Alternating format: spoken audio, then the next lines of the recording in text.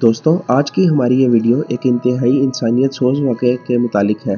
कराची में एक बहन ने अपने मंगेतर से मिलकर अपनी ही सगी बहन को बेदर्दी से कत्ल कर दिया। पहले तो सबको यूँ लगा कि जैसे उनके घर चोर आए थे जिन्होंने उसकी बहन को कत्ल किया, मगर फिर बाद में पुलिस की तफ्तीश के बाद ये पता चला कि ये उस लड़की को उसी की सगी बहन ने कत्ल करवाया है। आपको ये सारा वाक़या बताते हैं, मगर उससे पहले आपसे गुजारिश है कि हमारे चैनल को सब्सक्राइब ज़रूर कर लें ताकि आगे आने वाली वीडियोस आप तक पहुंच पाए। वाक़या कुछ यूँ है कि कराची में एक लड़की अलवीना ने अपने मंगेतर के साथ मिलकर अपनी छोटी बहन अलीना को बेदर्दी से चाकू से कत्ल कर दिया। कत्ल की वजह यह बनी कि अलवीना की छोटी बहन अलीना ने बहन की नाजेबा तस्वीरें अपने मोबाइल में रखी हुई थी।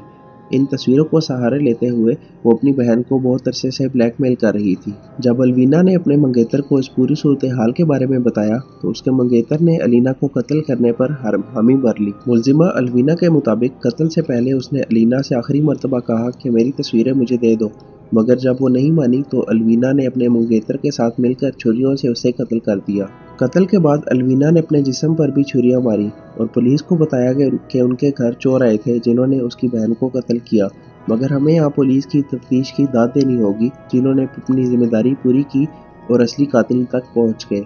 दोस्तों, यहाँ सवाल ये पैदा होता है कि असली कसूरवार कौन है, ये दोनों बहनें या इनका मंगेतर, या फिर इन लड़कियों के माँ बाप जिन्होंने इन बच्चों को मोबाइल तो लेकर दे दिया मगर इन पर नज़र नहीं रखी।